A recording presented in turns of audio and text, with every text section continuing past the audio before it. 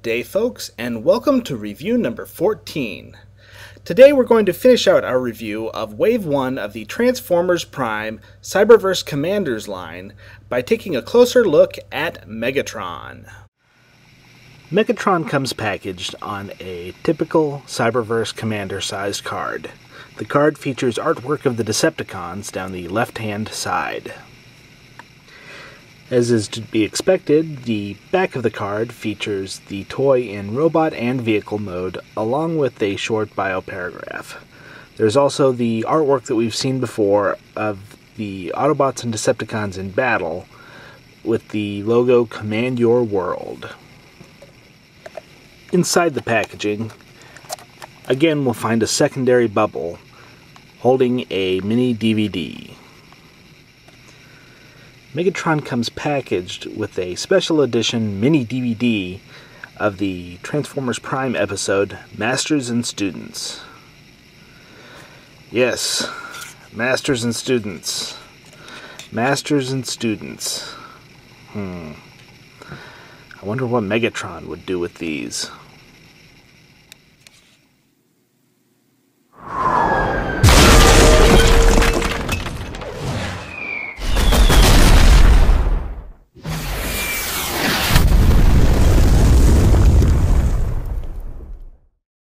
Okay, enough fantasizing about destruction.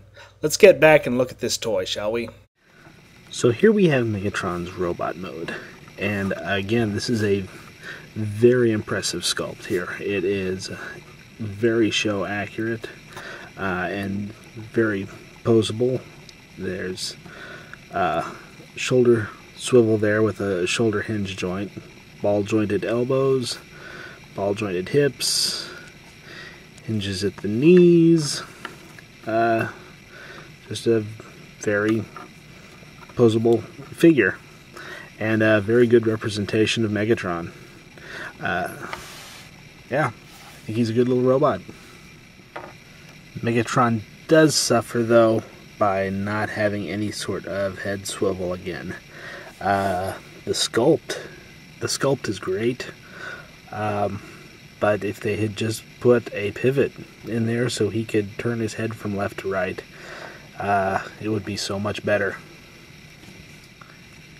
Color-wise, too, this Megatron seems to be more accurate. He is more of a gray color than the Voyager Megatron, which was kind of a almost a white, tannish white color. The colors on this Megatron seem to be much more show accurate. And another case here where they give us a nice show accurate weapon. Megatron comes with his blade that he can attach to his hand here. Megatron's transformation is another good transformation process from this Cyberverse line. One big benefit this toy has is that everything seems to fit into place, unlike his Voyager class toy. The only thing I find frustrating is that the peg used to attach Megatron's fusion cannon to his opposite arm is pretty tight. It takes a little bit of effort to get these parts to fit together. Other than that, I have to say that I like this transformation much better than his Voyager class toy. It's simple, it's quick, and fun without being too dumbed down. It's also not overly complicated by having parts move just for the sake of moving. So here we have Megatron in his vehicle mode.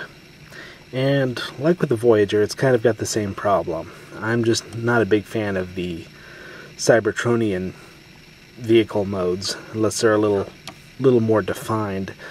I will say he is more solid than the Voyager vehicle mode. Everything tabs together and holds in place much nicer.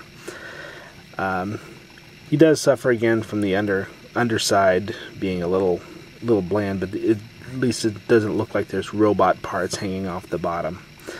The most robot part thing of this vehicle mode, of course, is Megatron's head, which is designed to be that way.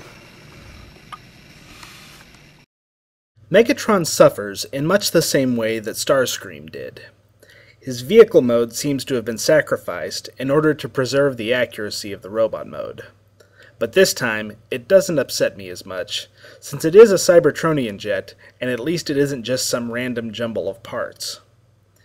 He's a very accurate little robot toy, though, and a fun action figure. He's earned his spot on my desk.